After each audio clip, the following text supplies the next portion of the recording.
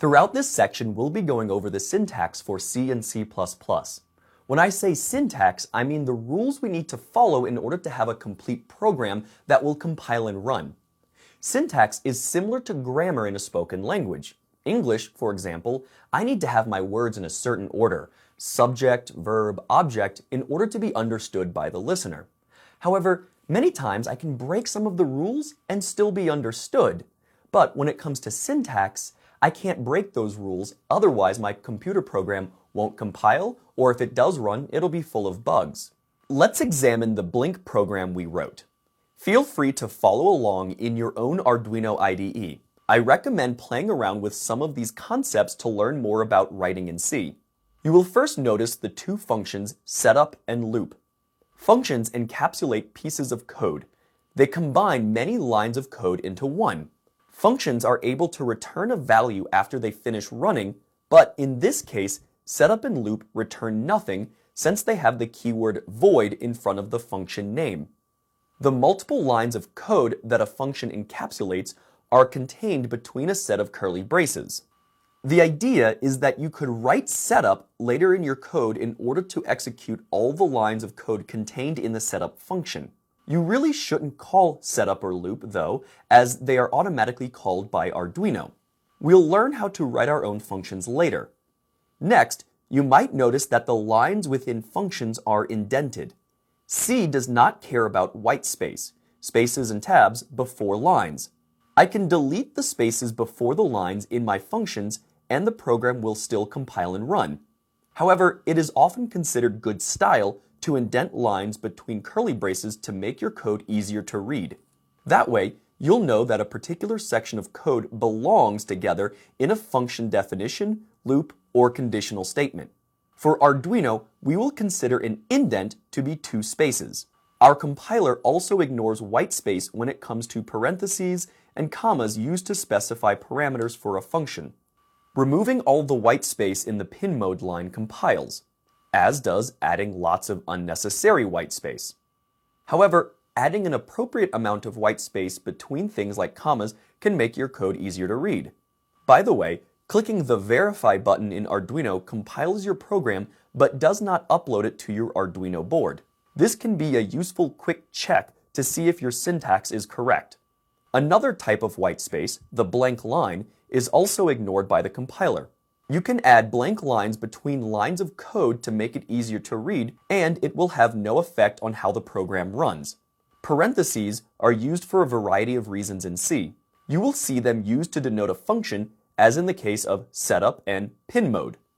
In this case, parameters, inputs to the function, are placed between the parentheses.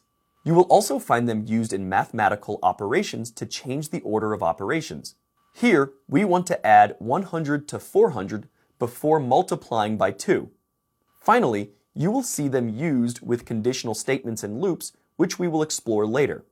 This double slash mark is a special indicator to the compiler that we want to ignore everything on the line after the double slash. It's called a comment, and it is not compiled, but is often useful for leaving yourself and others notes in the program about what a line or section of code might be doing. Once again, they can be useful for dividing up code into easy-to-read sections without changing the functionality of the program. You can also easily prevent a line of code from being compiled by turning it into a comment by adding slashes before it. This is known as commenting out a line of code and is useful for testing your program with a particular line of code gone without needing to delete it.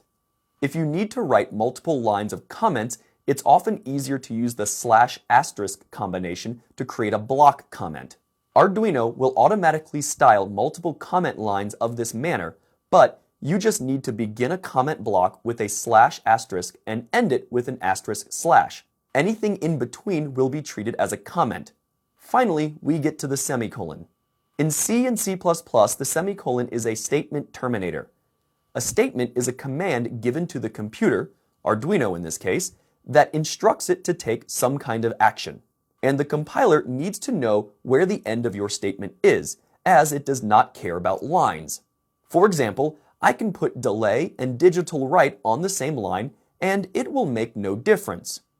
The compiler uses the semicolon in the same way we use periods in English to end a sentence.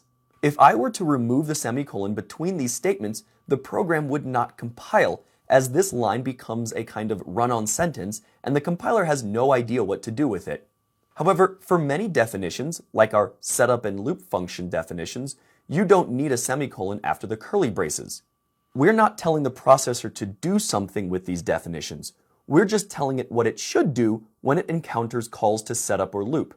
In general, however, it is recommended that you put each statement on its own line, so that you have one semicolon per line in order to make the code easier to read. For the most part, C programs are executed sequentially. That means our processor in our Arduino is executing one statement at a time before moving on to the next. While not as pretty to look at as flashing LEDs, flowcharts offer a great way to diagram how a program is executed in the Arduino. A flowchart uses shapes and arrows to show the sequence of actions in a system. An oval or ellipse shows the start of a sequence, and the squares show an action or process that needs to be performed. All Arduino programs require a setup function and a loop function. In our programs, the setup function acts as an entry point. This is where the processor enters our code and execution begins. After setup is run, everything in the loop function is executed, and the loop function is run over and over again. If instead of showing the setup and loop function names, we explicitly wrote out each step, we would end up with a slightly longer flowchart. In this, we see that the program starts with the code in setup, setting pin 13 as an output in this case. We then move to the top of the loop function, where the first statement is to set pin 13 to high, make the pin output be 5 volts. Then we delay for 1 second, make pin 13 low, which is 0 volts, and then delay for another 1 second. After that, execution returns to the top of the loop function with setting pin 13 to high again. Flowcharts can be an extremely useful tool for figuring out how a program executes. If you're having trouble visualizing what your program should do, I highly recommend drawing it out in flowchart form first before writing some code. We will continue discussing flowcharts and code syntax over the next few lectures.